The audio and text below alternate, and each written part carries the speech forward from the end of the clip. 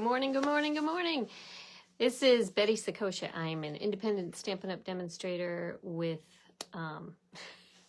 Stampin' Up! And I'm from the United States, and I live in Massachusetts. And I am the team leader for the Power of Positive Inking. I have a really cool technique that I cannot stop playing with. Unfortunately, I find it kind of late. Kind of late for the purpose that I initially used it, and I'm going to show you that in just a minute. But now my brain has been sparked, and I'm hoping that I can inspire you to take advantage of this as well.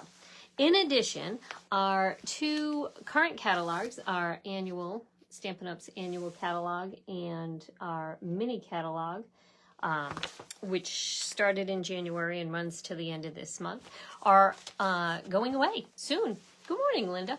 So a bunch of things in these catalogs are on sale, and that is actually why I wanted to point out this technique and see if you can take advantage of getting some of those things and playing with this technique yourself. So I encourage you to go. They're on sale. They started yesterday. Some things are selling out, so make sure you get there quick. And I'll just get started so you can see what the heck I'm talking about. Let me flip you down. Linda, my friend Linda was here last night for a class I had, and that's actually some of what we're doing today, but I've kind of altered it a little bit.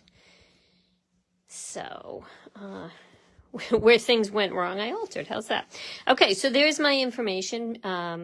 Betty Sakosha. You can find me, find anything that you're going to see here today at bettyboop.stampinup.net, which is my website. Okay, so my thanks go out to a demonstrator named Sara Sayers. I believe she is from the UK. She definitely has a cute accent wherever she's from. So you can look her up, Sarasayers. Sara Sayers came up with this idea in the first place, and then I kind of altered it a little bit. So let me show you a couple of the cards and where we're headed with this. So this is a slimline card, and this technique I learned from her, and I wanted to literally just had it in my hands. The stamp set that this comes from, it's right in front of me. Okay, is Beautiful Balloons, or the dies that this comes from is Beautiful Balloons, which is retiring. It was in last year's catalog and is going away. So check it out online. There's a lot you can do with it, but the die that I used for this was actually this one here. And Stampin' Up, when you get a stamp set, it comes with a layer of plastic over it. You can see this is loved. If you have a stamp set that has this many colors on it, because any of the reds add a permanent color to your stamp, you know that you get your money's worth. That's a money's worth stamp set. Okay, so there's a layer of plastic that comes over the photopolymer stamps, and that is where this technique was born. So you can also use a window sheet, but in this case, I used that layer of plastic because it was free, so why not? And I cut out that die from this layer of plastic, and that's how we get the stencil to make this here. So I'm going to show you the technique, but I've altered it a little bit. Last night we used the balloons, and I decided I wanted to try out a couple of other things that might work. So this morning I came up with this idea to use the punch from the Cloud Punch. So a bunch of our punches are going away, and so I want you to be able to take advantage of this if you have the Cloud Punch or if you can still get your hands on it. So good morning, everybody. I see people joining me now. So this is the Cloud Punch that I'm going to use for to show you the technique, and then I'll show you a couple of other samples made with other punches as well. All right, so I'm going to bring in my white paper that I'm doing this on, and I am going to start with red. This is Poppy Parade. What you need for this is your little piece of, let's see if I can zoom in just a smidge. There we go. Okay, so what you need is this to be die cut. It looks like I have two because I can see the shadow from underneath, but it's just one window sheet or extra sheet from your stamp set, and some cardstock, obviously, some ink, and a blending brush works really well with this. You might be able to do this with the sponge. You could try it if you don't have a blending brush, but the blending brushes really work great. So I'm just going to tap a little bit off, and I'm starting over on the left, and I'm just going to start sponging in. And I'm going to go light because I've done a darker one, and I wanted to see what a light one looks like. So I'm just going to do, so it's heavier over on the left side. The more I go, the less light it's going to be. And then when I pick it up, we've got this cloud image. The important thing to remember is that you need to clean this stencil every time. Because if you don't, the next color you bring in is going to have a little bit of red in it, and you don't want that. So I'm just going to clean that off and then move on to my next color. So I think I'm going to put a cloud right up here. I'm going to use Daffodil Delight next. This is a smaller blending brush. I actually prefer the smaller ones. If you haven't tried blending brushes, try them both, see what you think. But I like the smaller one. I feel like you get a little bit more control with it. And they came out with smaller blending brushes after the larger ones, so it's kind of a recent discovery of mine. So you can see the next cloud in there. So you'll see this technique goes pretty quick. All right, let's see. Let's bring in, how about, I'm going to bring in green here. I'm kind of using Roy G. Biv colors here, or rainbow colors, but obviously you could do any kind of colors. And again, you want to start light over to one side. You can always go back and add more. I'm going to kind of start a little bit more on my stencil so that I don't get a big blob initially on my cloud. You'll know. If it happens, you'll know what the heck I'm talking about. All right. If you have green clouds in your life like this, time to get in the house. Kind of felt like that during the eclipse. We didn't have a total eclipse where I'm from, and I was outside and it felt a little like it might be a tornado kind of sky. It was a little bit strange. Okay, I'm going to add a blue one in. Maybe here, I just want to offset this a little bit. So I'm using Azure Afternoon. You want to hold onto your stencil pretty tightly in order to get the best effect. And I'm just going back in on that left side and giving it so it kind of fades this direction. I got a little bit, this should have warned you about this. My stencil is not as big as it could be. And so when I was sponging, I got a little bit down here. So I'm going to take care of that with my next cloud. All right, I can hear you all yelling, clean off your stencil. Actually, I can't hear you yelling, but you should be, because I was about to not. Okay, so there we go. All righty, so I'm going to put this right here so I get a nice coverage of my last cloud there.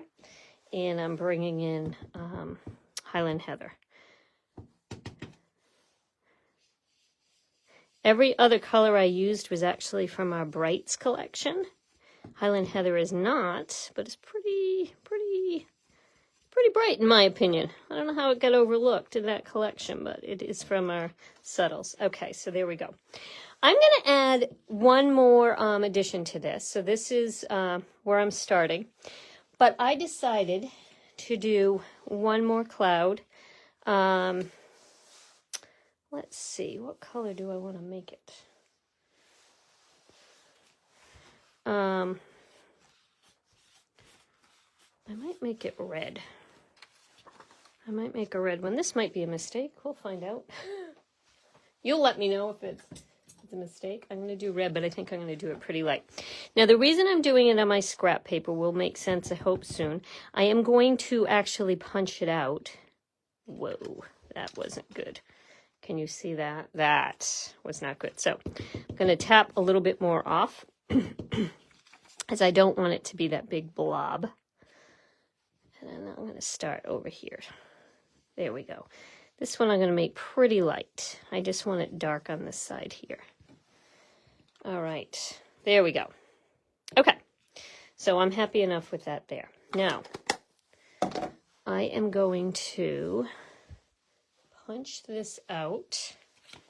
Leave that over there. I'm going to punch this out using the cloud punch. If I punched it directly out of red cardstock, it would be too stark for me, so I wanted this kind of shading. So that's why I used the stencil and then punched it out. All right, the next thing that we're going to do here, I'm going to bring in some paper towels. And this is just to give it that kind of, I don't even know what you call this look, but I like the look of it. Okay, so I'm just using a little paintbrush and a little water that I'm dabbing in. I am going to use my bone folder. And I'm just going to tap with my water. And I don't want to do too much because I can get carried away with this technique. Okay, I said I wasn't going to add too much, but I can't stop. Okay, that's enough, right? Stop, Betty, stop. Okay, so let me move that aside. And I think you can see the look that that's giving that there. It's taking a little bit of the color and kind of messing with it a little bit. Now, one more technique that actually last night when we did this in our class, we did it using blender pens. And kind of using a flicking method with blender pens. But I'm going to do something a little bit more traditional here today. And it works well if you don't have blender pens. So I'm taking an ink pad. I'm going to turn it over and squish from the back. If you have a newer style ink pad, which frankly we've probably had for like, I don't even know, 5 years or more. So maybe it's not all that new to you, but the newer style ink pads actually squish better from the back than from the front. If you have an old ink pad, you can squish from the front, but you're left with a little pool of ink here, right? So now I'm going to take my same paintbrush. I'm going to dip it in my water just to add a little bit of water onto this. And I'm going to just pick up a little bit of purple ink here. And I'm going to do the exact same thing I just did with the water. So the water removed some color, gave us that kind of look. This is actually going to add some color to it. I'm moving everything behind it because inevitably everything's going to end up with some little purple flecks on it. Okay, so what I'm going to do is just take my paintbrush, my paintbrush that has a little bit of ink on it in my bone folder, and just tap.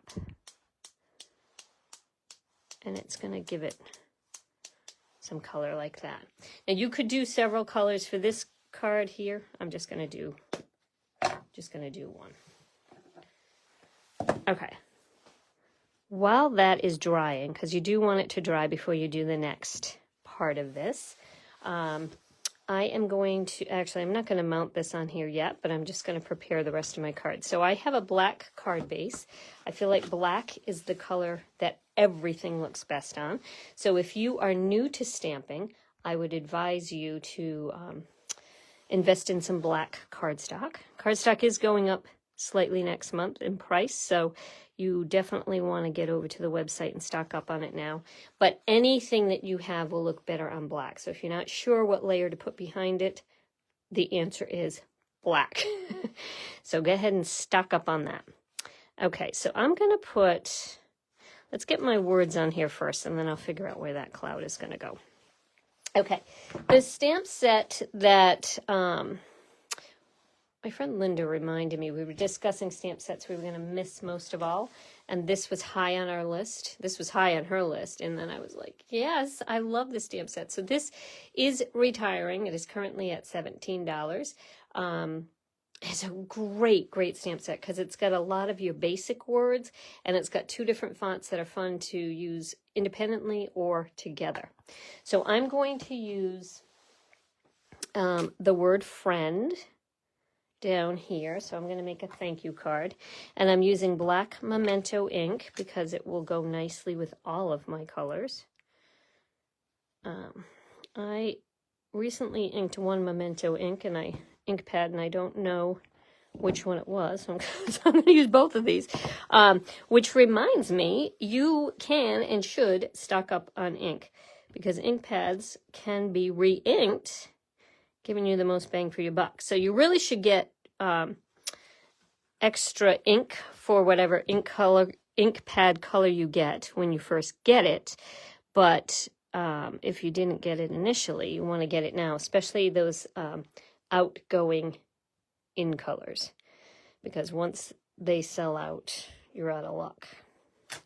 Okay. Oh, that came out pretty darn good. Okay, so I got my word friend. Now I'm going to add the word thanks.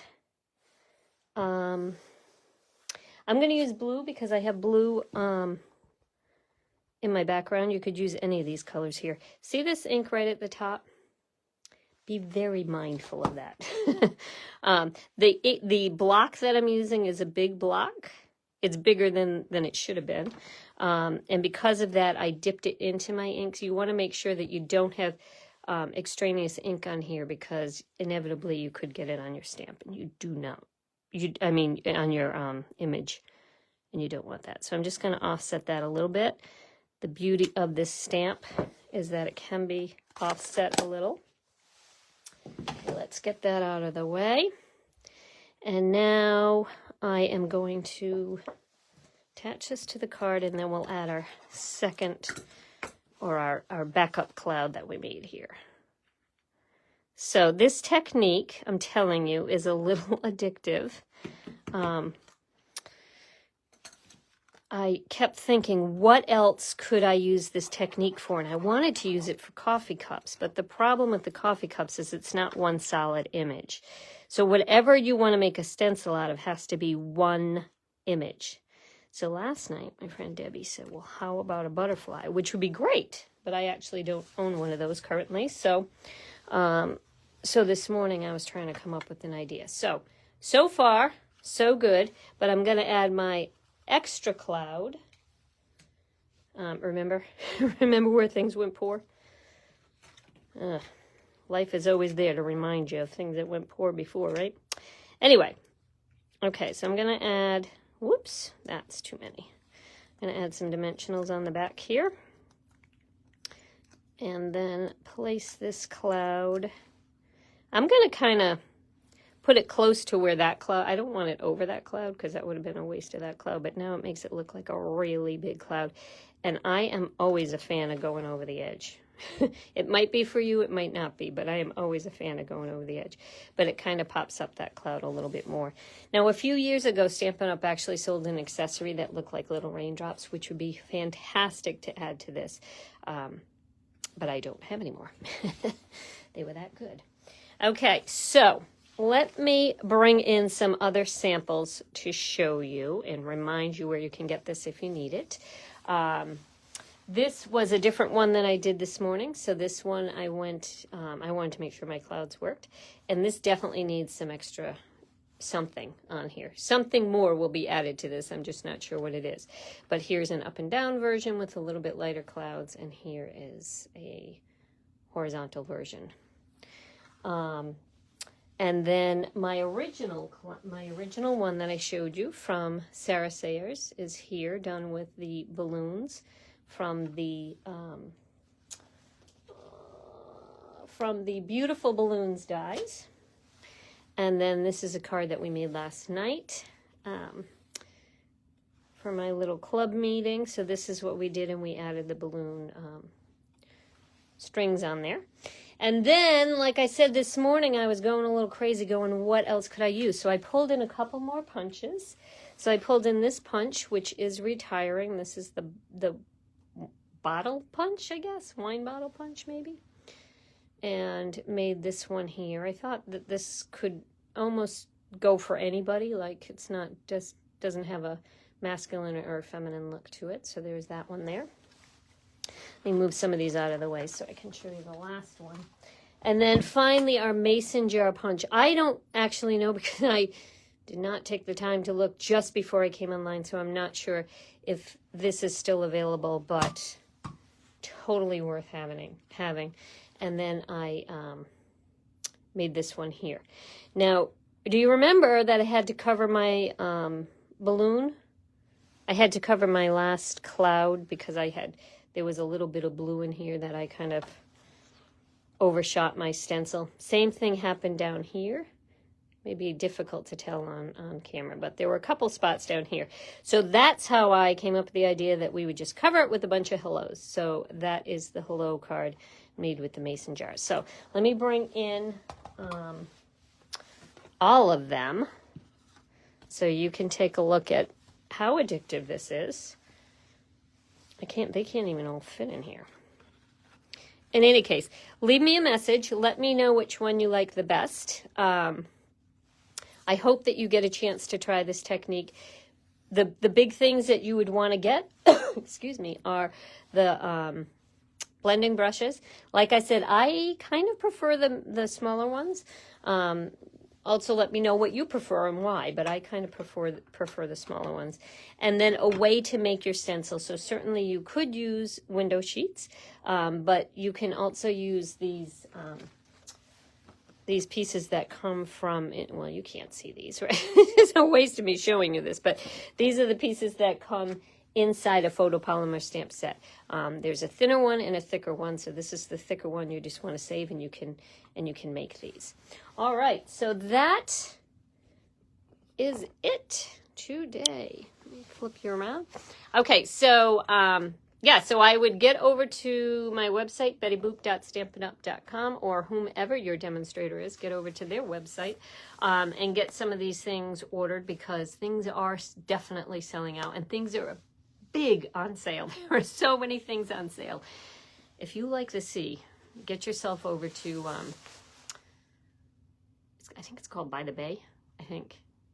Both the stamp set and the dies were going to be on sale. Big, awesome. Linda likes them all. She's not one to commit. She's not going to tell me, but she has a favorite, I bet. In any case, leave a message. Let me know what you think. I hope you give it a shot. Give it a try. It is so fun. And thanks again to Sara Sayers for the inspiration. Thanks, and I will see you next Tuesday. Wednesday. I will see you next Wednesday at 10 o'clock. Thanks, guys. Have a good week.